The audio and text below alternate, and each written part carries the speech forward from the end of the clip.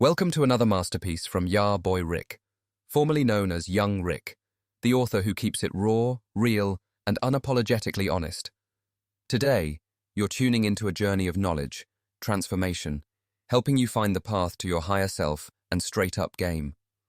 Whether it's learning how to finesse, dominate, or rise above the noise, I've got you covered. While you're here, don't forget to check out my other titles, like The Art of Doing You Unapologetically, Control Everything, Fear Nothing, and the Thoughts from Your Neighborhood N-Word trilogy. Every book I write comes with a custom soundtrack to set the vibe and take your experience to the next level. Search Your Boy Rick on any streaming platform and let the music speak while the words transform. Now, let's get to it. Thoughts from Your Neighborhood N-Word. Each one teach one. Author Richard Watson Jr., aka Young Rick. Introduction. This is the first book in a 3-book series called Thoughts from Your Neighborhood N-Word. I'm Richard Watson Jr., also known as Young Rick the Hustler or the P. I will elaborate on the N-word throughout the book to give you a better understanding of how powerful this word could be and should be to you as a person, not just blacks or whites, but for anyone who has ever felt like the underdog. Throughout reading the text, be aware that you may find it persuasive, spiritual, hypnotizing, subliminal, satanic, and/or mind-mesmerizing. In good faith, I believe we all should achieve the right things that we desire and deserve for ourselves and for our loved ones in the one life we each have to live. As the popular saying goes, you only live once, YOLO, so you should give yourself life in abundance and be great. Yes, give yourself in great measure, not just to others but to yourself. Giving is good. As the Bible says in Luke chapter 6 verse 38, "Give, and it shall be given unto you. Good measure, pressed down, and shaken together, and running over, shall men give into your bosom. For with the same measure that ye mete withal, it shall be measured to you again." Amen to that. Try to follow the random thoughts and stories in this book that may better help you understand our world from your neighborhood N-word's perspective. Kickstart your brain. Wake up, each one teach one. On your mark, get set, let's go. In each of the 3 books in this series, I will give you a phrase, a kickstart. From this day forward, you must repeat these phrases to yourself, daily, weekly, or even once a month, because you are destined for greatness.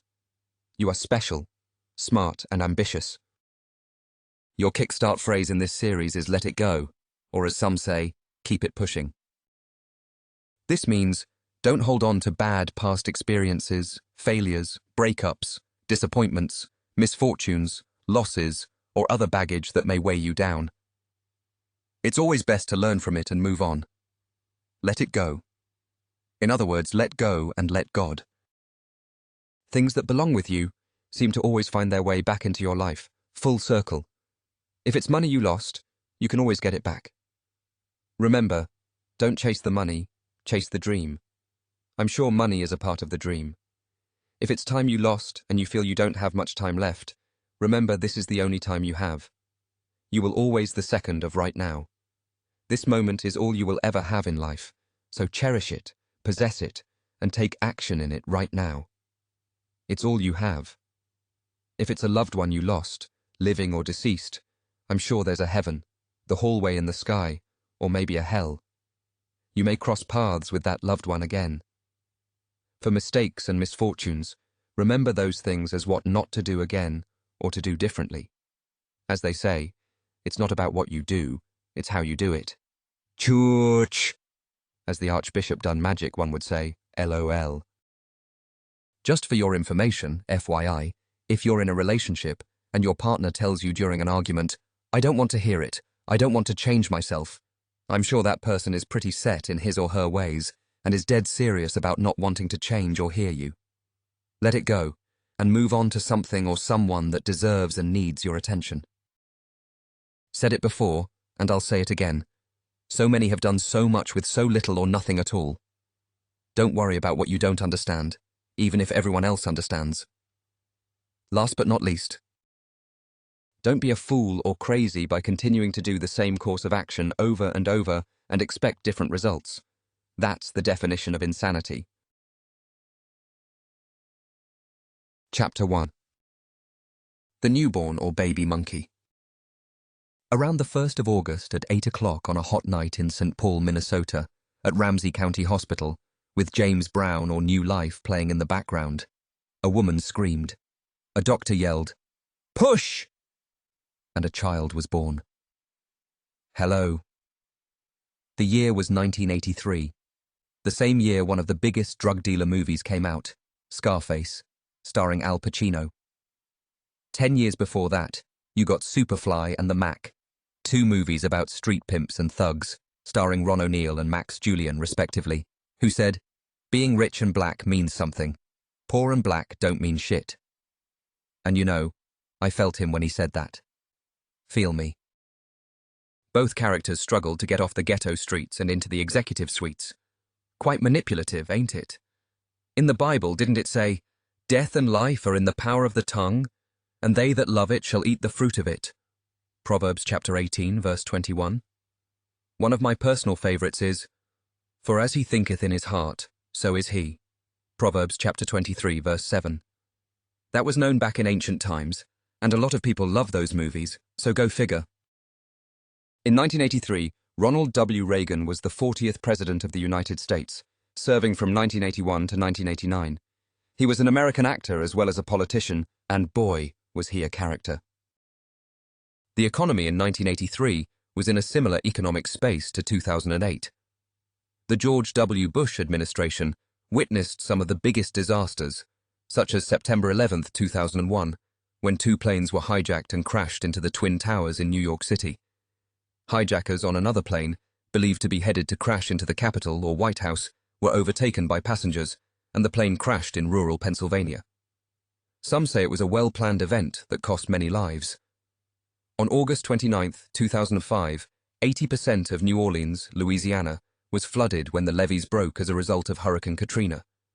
When the hurricane hit southeast Louisiana, approximately 1,836 people were killed, due to the late response of the Bush administration. As Kanye West put it, Bush didn't care about black people. Most of the population affected by this situation were black. Damn. Hurricane Katrina also caused severe destruction from central Florida to Texas.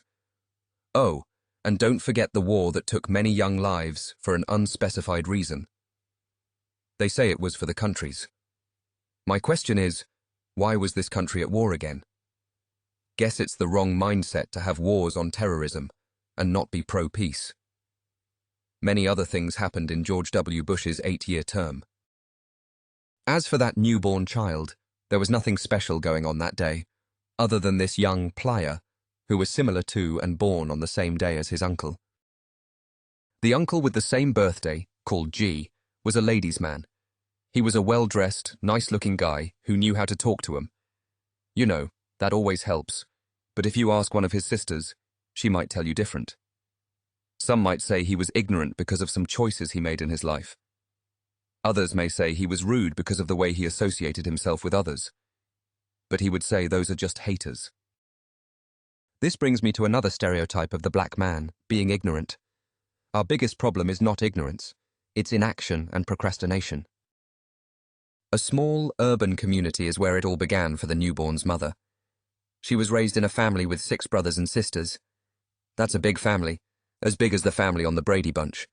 And on that show, money was tight for that white family, and they had good jobs. Or at least the father on the Brady Bunch had a good job.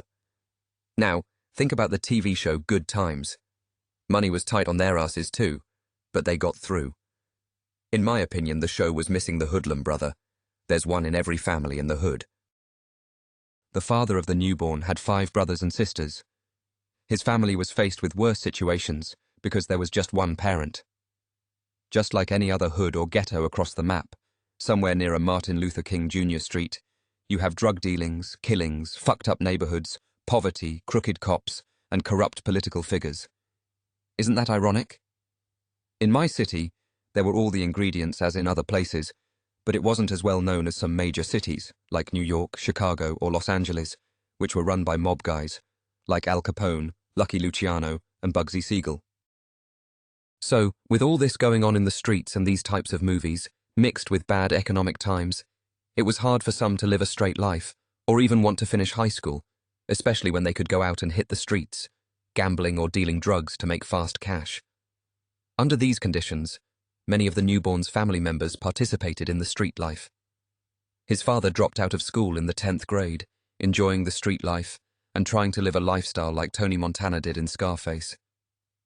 The newborn's father was forced into hardship at the age of 12, along with his brothers and sisters, after the death of their mother. So he began a criminal life early. Being raised by his oldest brother, Big E began hustling to get money for clothes and food.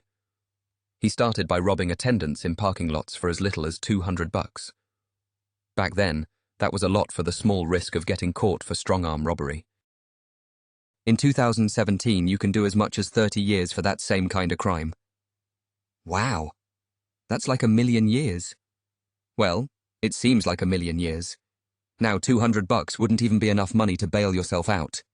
Shit. I don't know about you, but to me, it's not worth it. In today's world, crime just doesn't pay. Look at those Frank Lucas days, when drug dealers made millions of dollars selling dope and killed people in broad daylight and got away with it. Sounds crazy, doesn't it? That's the way it was in those days. So if you wrapping research what you say, because there is such a thing called cause and effect, someone in your family may be a victim of your teaching and preaching. Anyway, where was I? Oh yeah, somewhere in St. Paul, Minnesota, the newborn was received as a beautiful, special child. Of course, every mother will call hers beautiful and special, unless she didn't like the kid or didn't really want it. Some plan to have kids, and that usually works out best. Some families will have homes with rooms decorated with a crib, little toys, formula, diapers, and so on, but most don't. They end up facing harsh realities, and some are not able to deal mentally with having a baby. Some are not prepared financially, especially with the cost of daycare. It's crazy enough to make an unprepared mother commit suicide. Some even kill their children. It's sad, but that's the reality we live in. But most deal with the unexpected child and live through the struggles of raising a newborn into a child. The way jobs are set up, you don't make enough money to really take care of yourself, even with a college degree. Nowadays, you have to be unique in some way and very creative with the type of job you have. I was always told the bigger the risk, the bigger the reward. But that's not always true, because criminals take risks for small amounts of money. The reward of getting the money just isn't enough when it plays out in the court of law, and you have to do 5 or 10 years over $5,000 or $10,000. It just isn't worth it. Ask police officers about the risks and rewards of their jobs, and the majority would say it's not worth it if they're doing it for the money. Most say they do it for justice, and to serve their country and communities in which they live. But who knows? Everyone has secret agendas and other motives and motivational factors for why he or she does things. I guess if you read the newspapers or watch the news feeds on Facebook and Twitter, you'll see exactly how justice is served, especially with kids, some innocent, being killed by cops. Just like Philando Castile did on July 6, 2016, when he was fatally shot by Geronimo Yanez, a St. Anthony, Minnesota police officer, after being pulled over for routine traffic stop. He was shot several times and killed by the officer reaching for his identification. SMH. It just doesn't add up to me and to any other person who viewed the police camera's traffic stop, and also his girlfriend's video of the traffic stop. This was a very sad day for Minnesota, as well as his family, especially after listening to the child cry and speak wow in the police car after witnessing Philando's death. Some call it a conspiracy, some say that's the way it is, and some say it's a setup. I say that's fucked up, how these folks so scared of blacks, or how some have so much hate towards blacks, but that's another story. Put a bookmark in that, we'll get to it later. Meanwhile, there's a documentary movie you should see called Hidden Colors by Tariq Nasheed. Chapter 2. A Child from a Hood, like the OJ story by Jay-Z. One thing about a young nigger, the acronym, like Tupac Shakur, one of my all-time favorite rap artists, said, "Never ignorant getting goals accomplished, nigger." You gotta feel me, homie. Better yet, you gotta feel Pac. Tupac, one of the most influential artists. He spoke up on some of the things I'll relate to you about childhood and growing up in America's inner cities. For most, it's the same damn story. Single mother pops in jail, father unknown, or taking care of his own agenda, or just not concerned about his kids. Some may have a step-parent to help out, but for most part, they don't. Or it doesn't last and becomes a cycle for the woman, with different men in and out of her life. She may have a new child with the new man, who then blows with the wind. As stress builds for the mother from lack of resources, straight up just short on dough with little means to take care of herself as well as the kids, desperation becomes a part of her life. Then drugs and alcohol seem to be the only way to escape reality, which helps to deal with the situation. Knowing things are going downhill, cloud nine, and staying high or drunk takes over control. Meanwhile, the kids are left with no parents, and the outer world takes over as their teachers, and the visual learning lessons begin. In other words, fuck school are the words you hear from inner city kids involved in these types of living conditions, and/or going to overcrowded public schools with influences of wannabe hip teachers and other poorly raised students.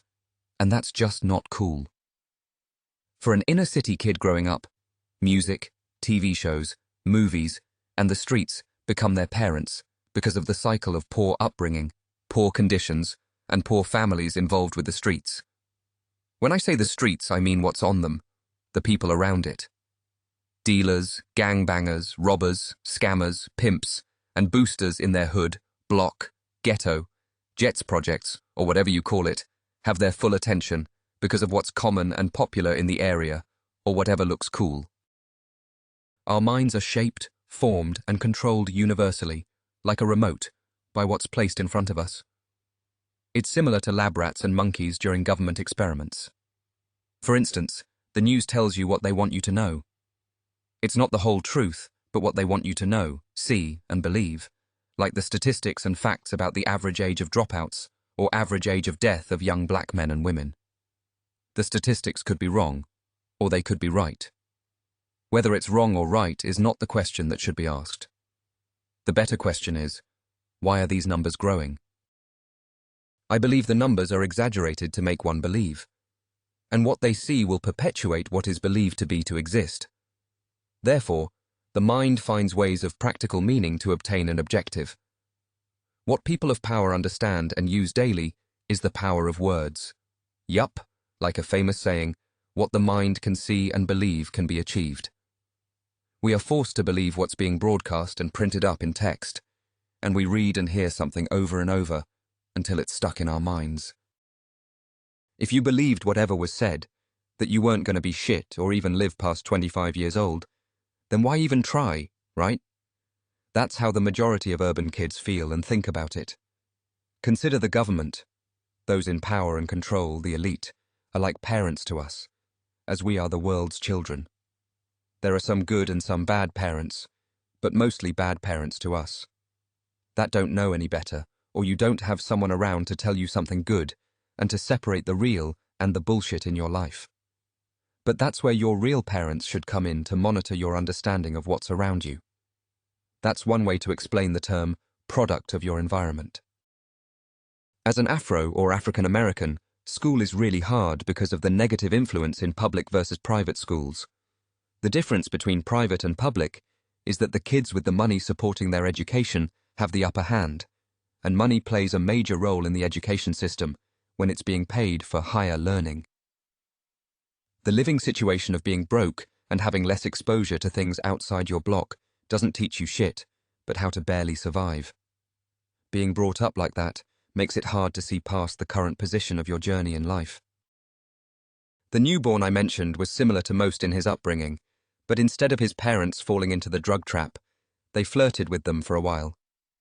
They moved around a lot after he turned 5. That's when the newborn's mother left his father.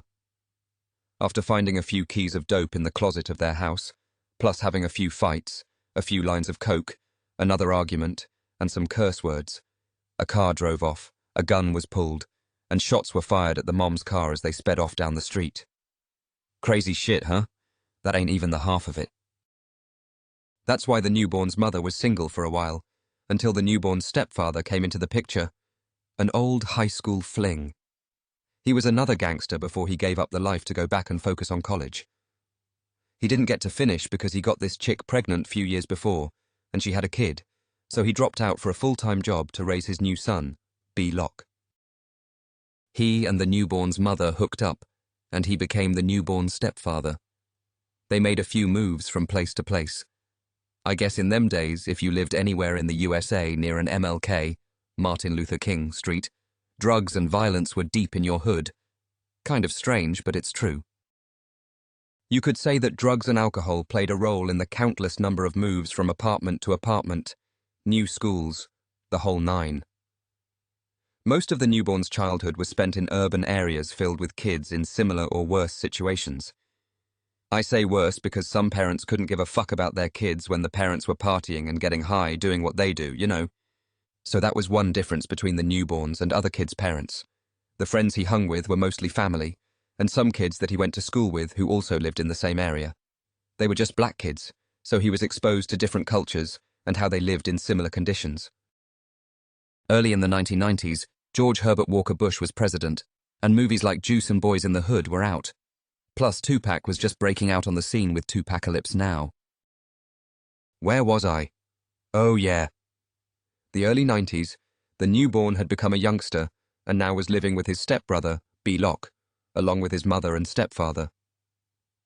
B. Locke was what the newborn called his stepbrother. See, B was with the gang-banging shit like the LA boys in the Hood, a 90s crip, some West Coast shit that had niggers in my hood claiming all the way in St. Paul, Minnesota.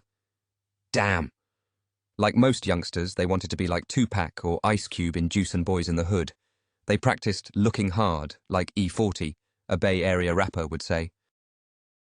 Just as B was influenced by music and movies from the urban perspective, the newborn was influenced by his stepbrother's action and wanted to be like him. I guess that's how this shit goes, right? Like the newborn's father in Scarface, the movie he must have watched over 100 times. Thoughts. Now let's take a look at the big picture. The motion picture, manipulative action film and soundtrack music. In those days, the movie scene was more blunt and straightforward. Nowadays, as of 2017, it's way more manipulative and subliminal, with hidden agendas and messages within the images being viewed by children, teenagers, and grown folks in shows like SpongeBob, King of the Hill, and even so-called Adult Swim adult cartoons like South Park and The Simpsons, with true future predictions. They know damn well kids are watching the shows, but who cares, as long as the agenda is being pushed forward. The shows are viewed and are making money from merchandise as well. Mission accomplished. It's the same way they used to advertise in cigarette commercials to target the youth. Thoughts. Chapter 3. The teenage product or a young brother like me. Another place coming up during his youth was Sin City, Las Vegas, Nevada. Las Vegas was where the newborn's dad lived after the shit happened in Minnesota. He had to bounce. The feds, police, law, or whatever you want to call them, started coming down hard on crime in the town and the alleged criminals. They started locking up street boys doing their dirt in the city. Plus, that was right around the same time the newborn's father was forced to shoot a few guys in front of his building, protecting his place of business.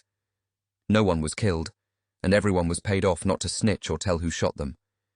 It was just a whole lot of shit that was cracking about that time. All part of the game. But hey, that's another story. Put a bookmark in it. We'll come back to that later. The newborn was a shy little dude inside, but he tried to act like he wasn't when he was in front of people. He always had something to prove. I guess that's because he wanted to hide his true feelings because he didn't want people to know that he was a little nigger. Even back then, though, he had a passion for music, bumping shit like Big Mike, Sibo, Tupac, Biggie, South Central Cartel, Sir Mix-a-Lot, and Pimp C Eazy-E. It helped him to escape his reality, to find something to deal with the bullshit in the situation he was in, having a stepfather he really didn't like at the time, but eventually grew to love. But at the time, he didn't even want to give the chance to him, like just because his real father was gone doing his thug thang, hustling and not really in the newborn's life. With all the moving around they did from one place to another, it seemed like a never-ending thing, not ever getting settled anywhere and switching schools back and forth. Plus, the drugs being used in the house helped the anger he had inside to build up. He mostly thought it came from blaming people like his dad for not being around and dealing with his mum's boyfriend, who he blamed for putting his mum on drugs. I guess that's why they moved around so much, because of the addictions they had. Plus, the alcohol was not a good mix. He thought his stepfather, at times, was Superman when he was off the shit. His stepfather started beating his mum, but I guess it was another phase in life. We all make mistakes, and sometimes we hurt the ones we love. As a youth, he witnessed a lot of stuff kids shouldn't see, like their parents using drugs. One time his Uncle G came by around 3 or 4 o'clock in the morning, beat up and bloody, spilling blood everywhere, and moving and talking like he was gonna die. His hands slid down the walls in the stairway, trailing blood. Crazy. He made it through. It wasn't as bad as it looked after the newborn's mother, his sister, cleaned him up from his wild bar fight. Those were the days. And another thing, the newborn's stepbrother, B-Lock, R.I.P., started selling dope and then selling to them. B-Lock was cool. He had fresh clothes, guns, cars, and the girls. What more could you ask for when you're 14 or 15 years old? He always gave the newborn money and let him wear his clothes to school. And don't forget the pager in the pocket. Clear Motorola with the screen in front. He even gave him guns and money to hide in his room. He showed him how to fight. He always said if you want to knock a nigger out on the first punch, you got to put your body weight into the blow. See, he was gangbanging, so you know how that goes. You follow who you look up to. He had dough and his own car, and at the time he was like 14, trying to get it, hustling the blocks in the city streets, getting over on fiends. So it was like being a new man after listening to his brother B long enough. He started going to school, starting shit with classmates, trying to be like his brother B, and fuck what the teacher had to say. He was an outlaw like Pac, gang-banging, hitting them up with 90s Crip hand signs, like B taught him, putting the 5-pointed star on the elementary school walls and bathrooms all day. It didn't get no better, because one of B's homeboys from 60s Crip little brothers, Feddy, went to the same school, Longfellow Elementary, the one school where he stayed the longest. They stayed on bullshit, always in the office, getting into fights, not going to class, writing on the walls, and even setting trash cans on fire in the bathroom. But they never were bullies, just young assholes, but the cool cats in school. The bully at the time was Bruce L., claiming family with the newborn because of family ties. He was tight with most of his fam, except his Uncle Red. He got into a shootout in front of a bar with the newborn's father, shooting at each other, 10 to 20 feet from each other, and not one bullet hit anybody. Bruce and the newborn kicked it whenever he came to school. See, he never really came to school, so they didn't see each other that much, but they still were tight. Today, as of 2017, Bruce is in jail, serving a 25-year sentence for a murder. Free Bruce. Oh yeah. Emmanuel, or Envy, that's his rap name, was like another blood cousin but through marriage. They went to the same school but really didn't click too much back then because of new street influences. Then they were onto different things, so they ain't hang too tough but stayed in contact and connected. Anyway, coming up in the wrong type of elements creates, in most cases, a bad personality and/or mentality. The character of a young nigger comes directly from the surroundings. It's a very serious issue that we have in this society, and it's not being properly handled, controlled, or brought to attention for many reasons that aren't our own. Thoughts. Chapter 4. The Art of Peer Pressure, like the song by Kendrick Lamar. The newborn or baby monkey later followed the same suit as his father and older stepbrother B, but he did things kinda different. Well, a lot different, because he wanted to be the smart one, but still be gangster, and do it better, and avoid going through failures or setbacks, or sharing similar pitfalls. So he didn't mess with gangbanging after his stepbrother died in '95. He still tried hustling, selling weed, and he had sacks on the block with it, scraping up change. Yes, I say change because that's exactly what it was and is, when you look at the bigger picture and take into consideration all of the factors considered on a larger scale. It was petty money, But the idea of getting it in that way seemed very cool at the time, along with a lot of other things that I can't speak on. But if you know, you know. Thoughts. I wonder why so many things that are bad for us seem cool or tasty, like a McDonald's cheeseburger, and that shit ain't no damn good for you at all. Yuck. He was going to hood functions and everywhere, looking for a quick buck, and eventually something bad happened. As we know, some things are unavoidable or inevitable when doing those kind of things in that type of environment, hood or ghetto. So the baby monkey got jacked or rubbed for what he was trying to sell. In other words, while he was on the solo tip, that means by yourself, deep hustling, and it wasn't even nighttime. The sun was shining bright, but it was probably 0 degrees in Minnesota that day. Meanwhile, he was trying to sell some weed to a person he knew through an acquaintance that he bumped into while standing outside of a known dope spot, posted on the block with the homies grinding. In other words, it was a gas station that was busy with traffic from people who obviously weren't just buying gas, and it didn't go well. Well, it didn't go as planned, but could have been worse. He jumped in the car with them, showing what he had after driving a few blocks. They took what he had in weed, as well as an $800 herringbone gold chain. They pushed him. The baby monkey, yeah, me, I got pushed out of a moving vehicle going at least 20 miles an hour and slid across the icy street for half a block. But that happened after the other hustler he was trying to sell the stuff to told the driver he dropped something in the back seat. So he pulled over, and then he jumped out of the car and ran away with the baby monkey's things. The baby monkey chased him down for blocks, and when he finally ran out of breath, the other known hustler, who went by the name of Ugly Cuz, started running from the baby monkey. Short of breath, they squared up.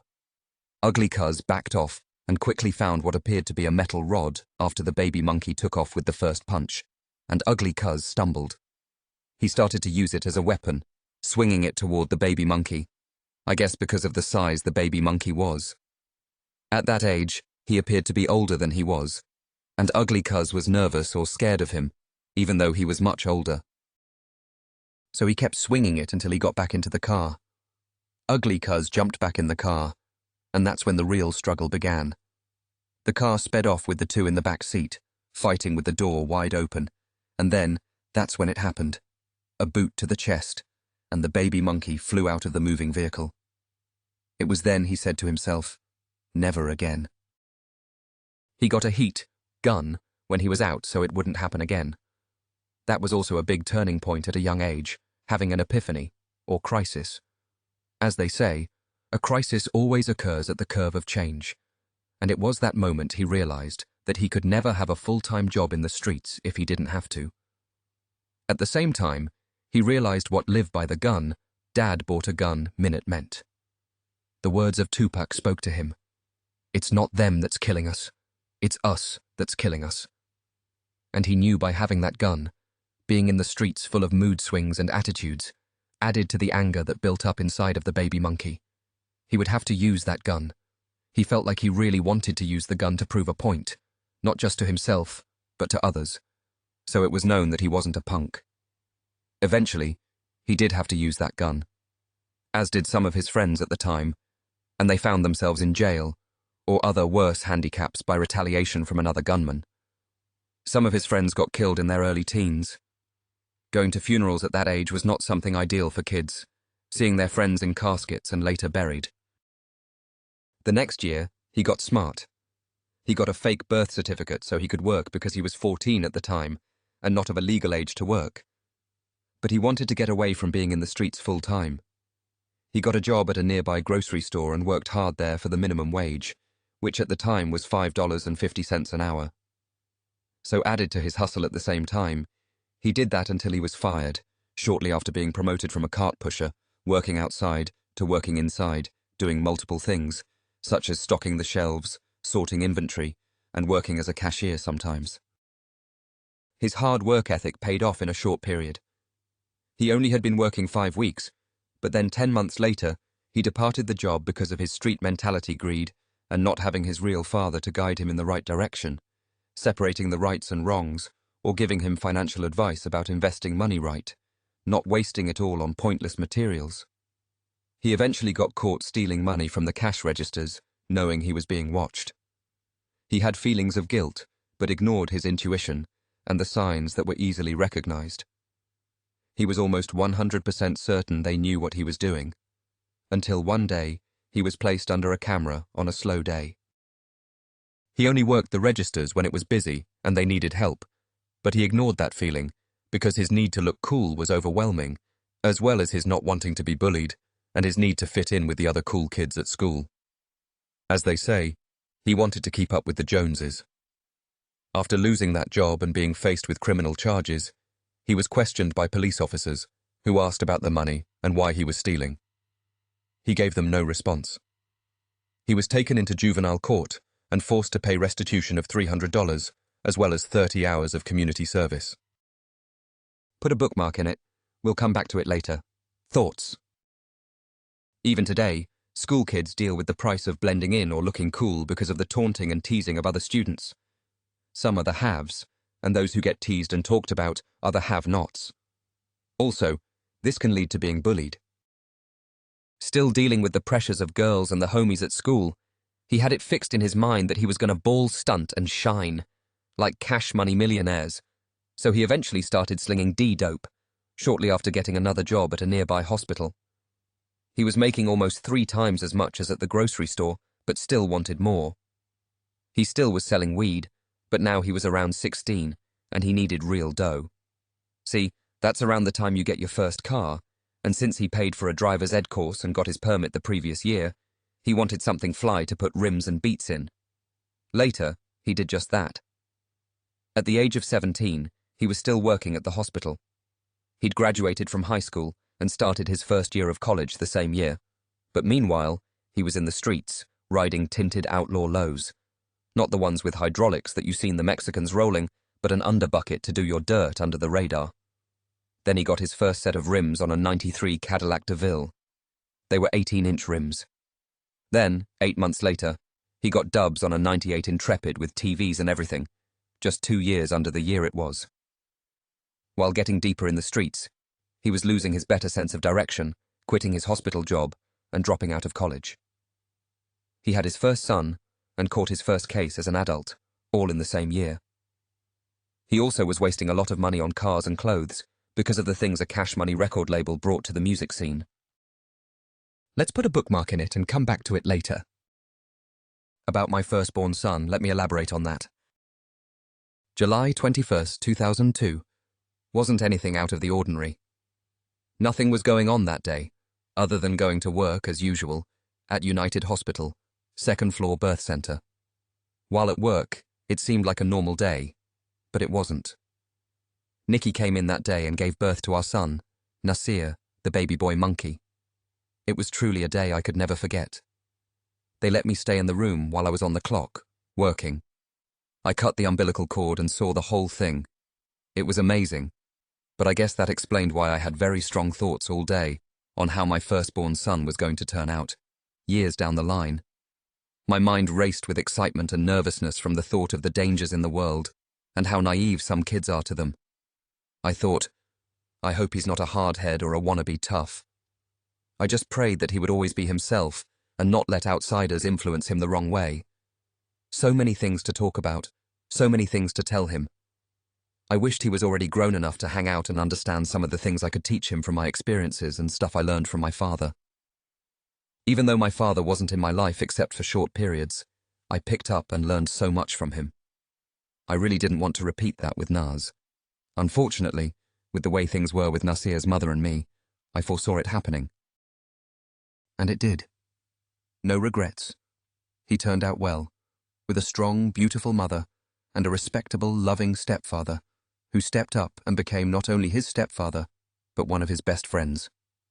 I'm thankful for that and totally respect it because I was raised by my stepfather as well. Can I get a round of applause for the stepfathers and strong mothers? Thoughts. Black lives do matter. So make them matter by respecting one another, organizing, networking, and uniting with one another. Stop the killing and start healing. Chapter 5. Nowadays, Power Thoughts Game. For some reason, strangely, we're all caught up and living in a fantasy world, but really, it is a negative, undermining, backward way of living. There was a man named Willie Lynch, and a syndrome was named after him because of the things he taught. Subliminally and manipulatively, he put out an energy in the world that affects you today, even after over 300 years. The psychology of its teaching was so dated, but we still see it today, mostly by all media sources, from the imagery to how certain races are looked at as stereotypes, which are publicized as the norm. This makes you believe the stereotypes as if they were facts. You know, the phrase make-believe describes how some people make you believe things that aren't real.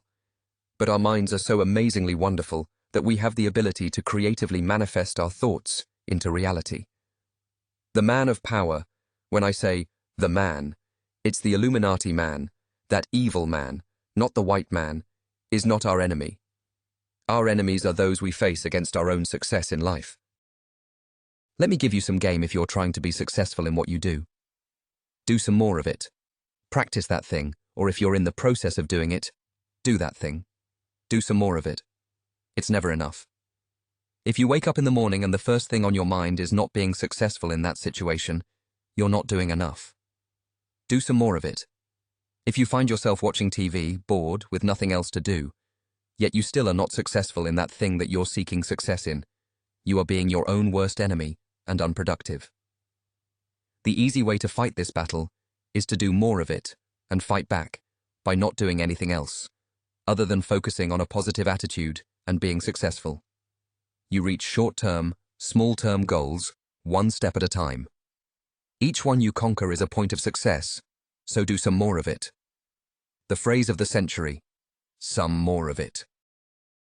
I can hear you saying to yourself, I don't know this. I don't have that. I don't know anyone who can help me. Trust me, you can find it all by looking for it.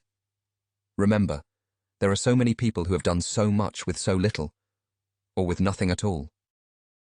There's one thing that you do know, and that's what you want out of life. So don't make excuses.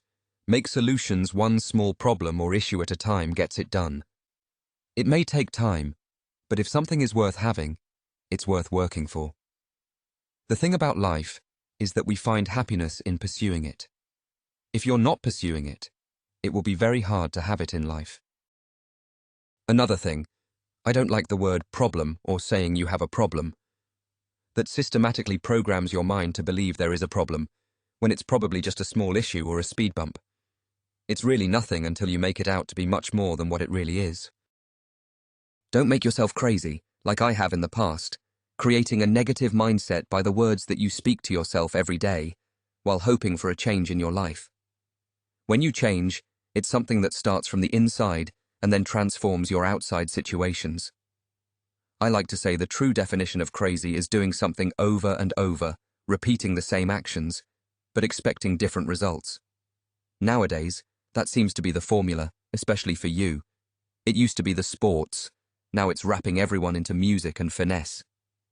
Finesse is the new slang for a criminal lifestyle, selling drugs, being a con artist, having prostitutes, robbing people, doing credit card scams and so on, and glorifying the lifestyle of temporary riches and the freedom you're allowed. Even our women have fallen victim to this Willie Lynch syndrome today on both ends, with counterproductive actions and attitudes. They've fallen out of love with the idea of team effort, family, or support from a man by being independent and not believing a man's support is sufficient. They think a man today isn't man enough to qualify for marriage or even just being in a relationship. A lot of women are going gay. Most today have bisexual tendencies, as a lot of men have as well, deciding to date their own gender. I just shake my head. Sometimes I sit back and ask myself, why is it, in this day and age, that everyone wants to get to money, but no one wants to get to work? And I respond to myself with these words of advice. The easiest way to get to money is to get to work, and work to be good. Better yet, work to be great, and the money will find you. Trust me. We need to learn to break bread with our brethren, which means teaching them how to fish, so to speak. Each one teach one. You don't have to be great to start, but you have to start to be great. So many have done so much with so little or nothing at all, so don't worry about what you don't have or don't understand. Everyone won't understand it when you get started, but the key is getting started. Don't be a fool or crazy by continuing to do the same course of actions and expecting different results. Thoughts. Remember, your mind is a machine and always is working like a computer. You need to program it and then program it and reprogram it with new information, like an update. We need to remember to tell ourselves all of the good things we are and what we aspire to be. Like in the book Secrets of the Millionaire Mind, touch yourself on your temple throughout the day and tell yourself the things that you are or want to be. For example, I have a millionaire mind, or I am a highly intelligent being, or I am a very charming man or beautiful woman. With that said, you are. Chapter 6. Culture-derived personalities. Take the word culture, and don't just think of it as what the brain would naturally associate with the word, things such as a tribe, a religious group, or some cult. Take the word and insert it where it fits perfectly. For instance, one culture you see in today's kids can be derived from the internet. When I say internet, I'm not just speaking on the World Wide Web, but the whole basis of the concept of internet communication through wireless and virtual connections from one to another. Look at previous generations and the generation of today, and see how they differ, without what we have today, what I will call internet babies. From my experience, and the things that I've gathered from watching family and others with kids, I feel one of the biggest issues with the children today is finding themselves not having respectful social skills and taking hold of an identity. Earlier in this book, I talked about our being the children of society's parenting.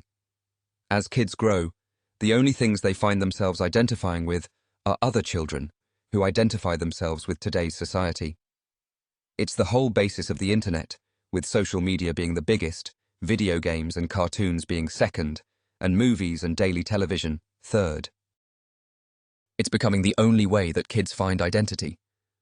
If you look at the types of video games that are most popular, you can see the direction in which the kids are headed, mind mesmerizing and hypnotizing them from the long hours of pure focus on their favorite game or TV show, with countless, mindless hours of dominating and poisoning them with this.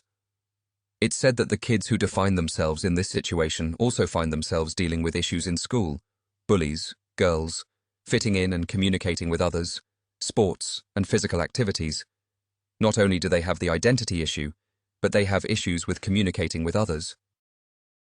We've seen and heard about some school shootings in the past. There's always this question: what would make a kid do that? Maybe it was a bully who drove the child to commit such an act. Maybe it was some sort of militant video game. Who knows? Every situation is different and case by case. A lot of factors could play a part in communicating to people whatever type of information would put them in the mind frame and mental state to take those kinds of actions. Maybe a mind-controlled device. Who knows?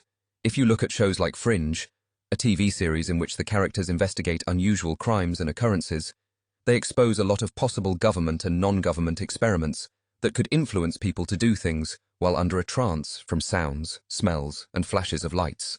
Subliminal messages broadcast daily over the airwaves. It's easy for some to place judgment and say what they think it is, or to talk about the child as if they know the child's culture or from where they came. But it would take your being in that person's shoes and walking through and witnessing the things they saw, or being raised around that specific situation. If you go into the street, you will see a lot of different types of drug users, thieves, liars, pimps, gangbangers, con artists, drug dealers, boosters, and alcoholics. If you put all of these different types of personalities in one family and add being poor, you have a totally different mind to understand.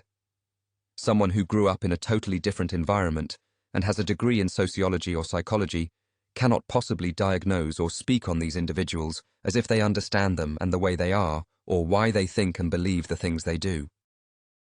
But I will tell you this. They do know one thing, and that's under those types of conditions. A person is easily influenced by things that are made to look cool and easy to do. That's one of the powers the higher-ups possess through entertainment. Add other sophistications and technologies to the equation, and it's mentally enslaving and becomes one of the hardest and most difficult mind trances to snap out of. I don't speak on spiritual well-being, religion, demonic figures, satanic imagery, or godlike creations. But these things all exist in the world, so having some knowledge of these things is vital to your survival and to your family and children, loved ones, and any other people you may care for. It is very important that we take the time to not just undo the mental scars and damage caused by the world's influences, but to shape and reform our minds, customized for our own personal gain and development, so we can live the best possible life we can. I would like to say a prayer to you, to end this chapter, and as I say, put a bookmark in it. We'll get back to it later. Thoughts. Heavenly Father, I believe with all of my heart that you have given me messages to share with your people, just as you spoke to Moses. You wanted to lead your people out of bondage. You said they would not go out empty-handed. You lead and go forth with silver, and lo, there was not one person among them, Father. God, I believe that you have commissioned me to assist in leading your people into the abundance that you have purchased. Through Jesus Christ on the cross, you see the people reading this passage. You see their needs, the potential they possess, and their future. I know how much you love them. You love them so much that you gave them Jesus, your only begotten Son, so they might have eternal life. You gave them the ability to have more. Thank you, Father, for these insights that you've given me to share in this book. In your name I pray. Amen. Chapter 7. Positive Notes. Until you establish your goals, you will never know who is meant to be in your life. If they don't know what you have been through, or if they don't share your memories, they won't understand your pains. If they don't understand your pain, they won't understand your goals. Because they don't understand your goals, they may disagree with your plans. If they disagree with your plans, they won't like or agree with your decisions. If they disagree with your decisions, they won't like your actions. If they don't like your actions, they will begin to despise and not like you, in turn becoming an enemy or adversary. As Michael Maroy, R.I.P., a friend of mine who also featured me in his title series, Cross-Country Pimpin' of Too Real for TV, that passed used to always tell me the name of the game we are all playing is free enterprise. According to motivational speaker and author Mark Victor Hansen, this means that the more enterprising you are, the freer you are to become, make, create, and build a life that you desire, to accommodate the success factors described in your mind for happiness. Speak what you believe and believe what you speak. The more you complain about problems, the more problems you eventually will have to complain about. What you do with what you know will determine how far you go, how you go, and when you go. Our main business is not to see what lies dimly at a distance, but to do what lies clearly at hand. And remember, you have to take the good with the bad. It's the same sense of understanding night and day. Without darkness, light doesn't exist. We have a moon, and we have a sun. Each is equally responsible for remarkable creations. So take whatever positives come from the dark or bad times and gravitate to it. Grow, build, and learn from it, just as much as the good times. Words plus thoughts plus feelings plus decisions plus actions plus habits plus character equals destination. Or as the gorilla from social media news publications Got Folks or Folks Alert Kiko would say, fuck do you? Afterword. My 3-book series, Thoughts from Your Neighborhood N-Word, speaks directly to you, girls and boys, you, the native and natural American, or street cats, or cowboy jacks, you, the political corporate suit and ties, the mob guy, you, the cowardly tigers, rats, and sneaks, and especially you, the mothers and fathers.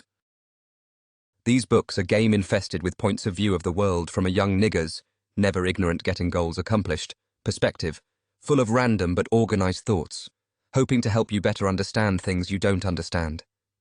Yeah, from that N-word, but not from those associated with today's 2017 generation N-words, but those that the late, great Tupac Shakur mentioned in Tupacalypse Now, words of wisdom. So as your young American N-word, with split personalities caused by media and environmental poisoning, I will put some of America's most obvious agendas in perspective and bring some views to light, involving issues from tyranny to spiritual battles between good and the forces of evil within politics, to the streets, music, movies, TV, families, police brutality, and confidential informers. Also, these books will help you understand some clear principles through stories and facts, problem solving, and being proactive versus being reactive, as well as how to live life in accordance with the laws of the universe. Set a point of desired destination with the full consciousness of your mental compass, rich or poor, in your pursuit of happiness, realizing that money's a good servant but a bad master. Also know, as Norman Vincent Peale, an American minister and Freemason, said, "Empty pockets never held anyone back. Only empty heads and empty hearts can do that."